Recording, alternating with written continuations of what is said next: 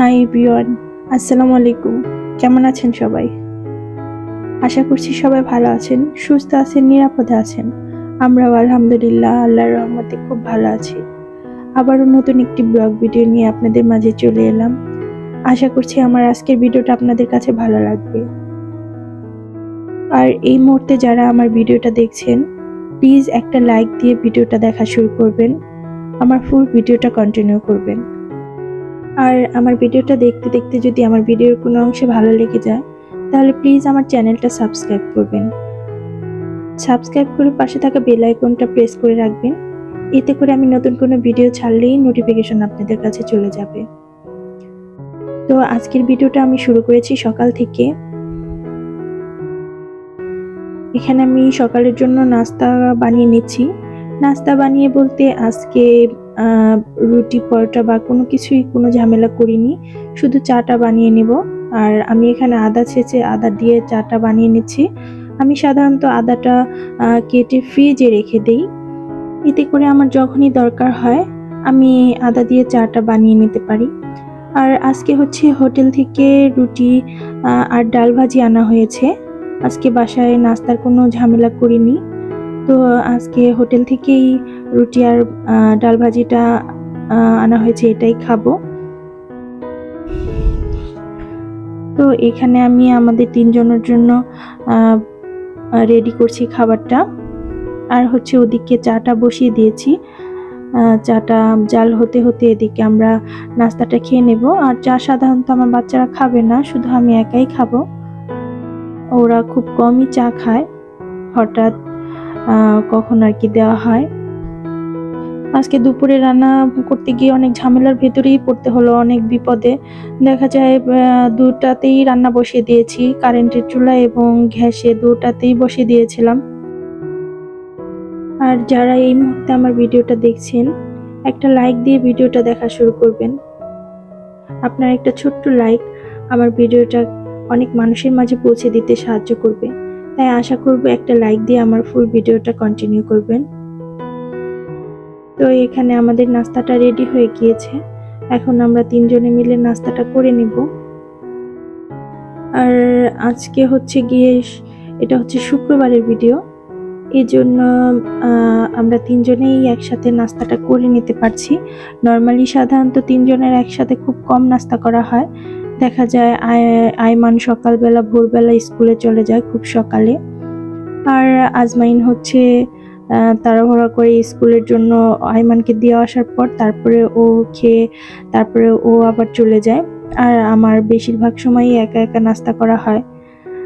আজকে হচ্ছে শুক্রবার, এর জন্য তিনজনে একসাথেই নাস্তা করছি।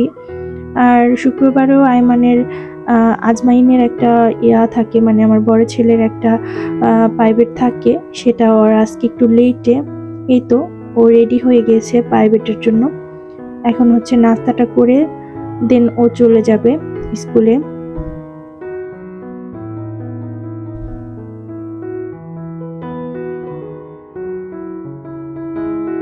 আর আজকে হচ্ছে সকালবেলা উঠেই দেখি গ্যাস নেই ভোরবেলা থেকেই। নর্মালি এখন গ্যাসে ওরকম ডিস্টার্ব করে না, আগের মতো। আগে একটু বেশি ডিস্টার্ব করতো, কিন্তু এখন ওরকম ডিস্টার্ব করে না। কিন্তু আজকে সকালে ঘুম থেকে একটু লেটে ওঠা হয়েছে। দেখা যায় প্রতিদিন নর্মালি তো আমরা আমি উঠি অনেক সকালে, 6টা বা তারও কোনো দিন তারও আগে ওঠা হয়। কিন্তু আজকে একটু লেটে ওঠা হয়েছে যেহেতু শুক্রবার, তাই আর কি।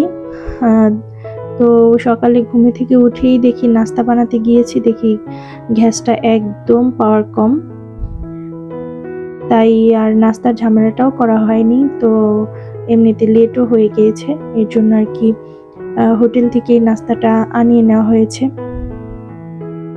শুধু চাটাই বসিয়ে দিয়েছি।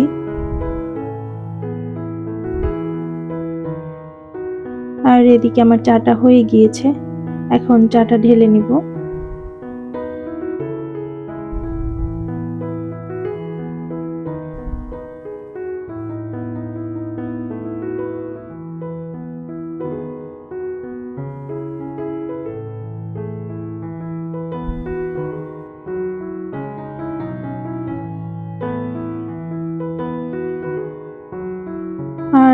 এখন হচ্ছে নাস্তা খাওয়ার পর দুপুরে রান্নার জন্য চলে এসেছি, কিন্তু গ্যাসের পাওয়ারটা একদমই কম। তো কি যে আজকে একটা বিপদের মধ্যে, মানে রান্না নিয়ে এমনিতেই দেরি হয়ে গেছে, সব কাজকর্ম সেরে রান্না চলে আসা, এটা মানে আজকে অনেকই দেরি হয়ে গেছে। কিন্তু এর ওপর আবার গ্যাস নেই, কি একটা বিপদের ভিতরে পড়া হলো আর কি। দেখা যায় আজমাইন মসজিদে গিয়েছে নামাজের জন্য। শুক্রবারের দিন খাবার খেতে অনেক লেট হয়ে যাবে। পরে প্রথমে গ্যাসেই বসিয়ে দিয়েছিলাম যেটুকু ছিল গ্যাস, কিন্তু পরে দেখি আমাদের হচ্ছে লাইনের গ্যাস, পরে দেখি আর কি রান্নাটা এভাবে যদি আমি করতে যাই তাহলে অনেকটাই লেট হয়ে যাবে।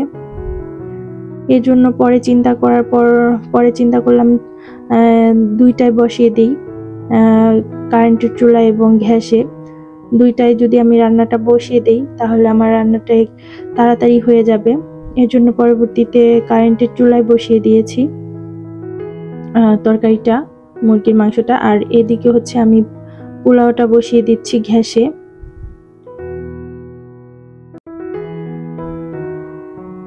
এই তো আমার কারেন্টের চুলা দুইটাই আছে, একটা হচ্ছে ইনফ্রারেড এবং ইন্ডাকশন, দুটাই আছে। ইন্ডাকশনটায় আমার রান্নাটা তাড়াতাড়ি হয়, কিন্তু আমার মনে হয় আর কি একটু মজাটা কম হয়, স্বাদটা কম হয়। এর জন্য আর কি আমি ইনফ্রারেডটাই বসিয়ে দিয়েছি। আর তাছাড়া আমার ইন্ডাকশন চুলাটা একটু ডিস্টার্ব বলতে আর কি ফেটে গিয়েছে উপরে গ্লাসটা, তারপরেও চলে, কিন্তু এটাই বসিয়ে দিলাম। এটার রান্নাটা আমার কাছে একটু লেট হলেও ভালোই লাগে। তো এদিকে আমার রান্নাটা শেষ হয়ে গিয়েছে। আজকের মতো এই পর্যন্তই, দেখা হবে পরবর্তী নতুন কোনো ভিডিওতে। সে পর্যন্ত ভালো থাকবেন সবাই, আমাদের জন্য দোয়া করবেন। আর ভিডিওটা ভালো লাগলে ভিডিও রিলেটেড সুন্দর একটা কমেন্ট করবেন। আজকের মতো আল্লাহ হাফেজ।